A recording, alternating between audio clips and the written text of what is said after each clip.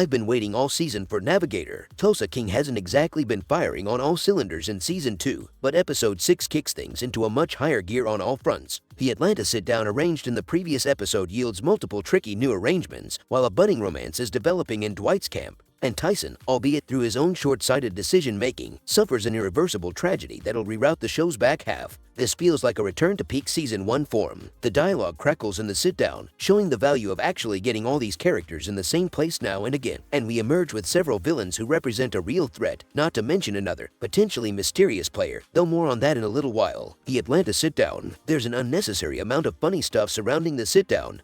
Tina knowing what the term means, Goody being afraid of flying, Dwight ordering milkshakes, and so on and so forth. But by and large, it's a seemingly successful day out for everyone except the Invernizzi family. It doesn't help their negotiating position that Chicky is detained at LaGuardia for carrying a pistol in an ankle holster through airport security, leaving Vince to attend the meeting alone instead of rescheduling. But all they're bringing to the table, realistically, is some knockoff Ospic and a very outdated sense of self-importance. The real deal to be made is between Dwight and Bill. Neither is keen on giving ground, but they eventually settle on terms. Dwight provides a percentage off the top and top quality weed for a reasonable price for the Kansas City mob, and in exchange, Casey provides security and, where applicable, distribution. Dwight and Bill do the neighborly thing and shake on it. New York gets nothing. As much of a success as it seems on paper, any truce is unlikely to last. Bill is later seen openly considering reneging on the deal, and when Vince gets back to New York, Chicky is furious about the outcome. That leaves 2 out of the 3 participants on the cusp of doing something rash. It almost wasn't worth the cost of the plane tickets. Manny's mistake. After hearing about the attack on the wind farm, which came as a direct consequence of the information he provided to Thresher, Manny has a crisis of conscience. Although to be fair, that might not be the right term for it. He's mostly just afraid of Dwight. Either way, Manny wants out, and he visits Thresher in person to tell him so. But he's now in Thresher's pocket to the tune of $50 K, and Thresher apparently has men of such low moral standing that they'll happily cut out his tongue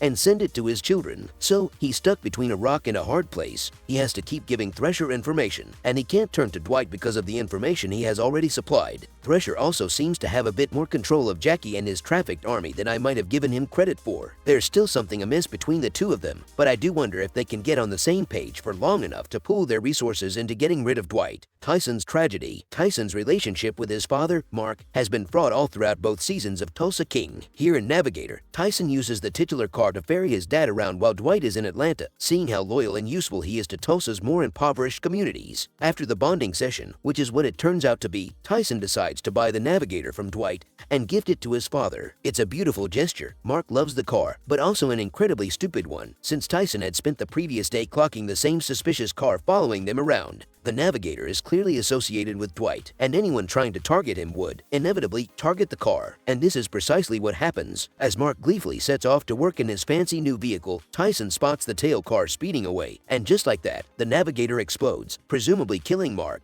But who's responsible for the attack? It could be Jackie in response to the wind farm attack, and based on his conversation with Thresher, he seems the likeliest suspect to me. Despite Bill's intentions to renege on the deal made at the sit-down, the car was already following the Navigator while he was in Atlanta, and Thresher doesn't seem to know anything about it either. Besides, it doesn't seem like his style. Whoever's behind it, there's going to be hell to pay. Tyson has already been having a bit of an existential crisis this season, so the tragic outcome here could tip him one way or the other. But since the explosion was presumably an attack on Dwight, he's going to have to start knocking on some doors to find out who's behind it. The list of people who want him dead is already pretty long.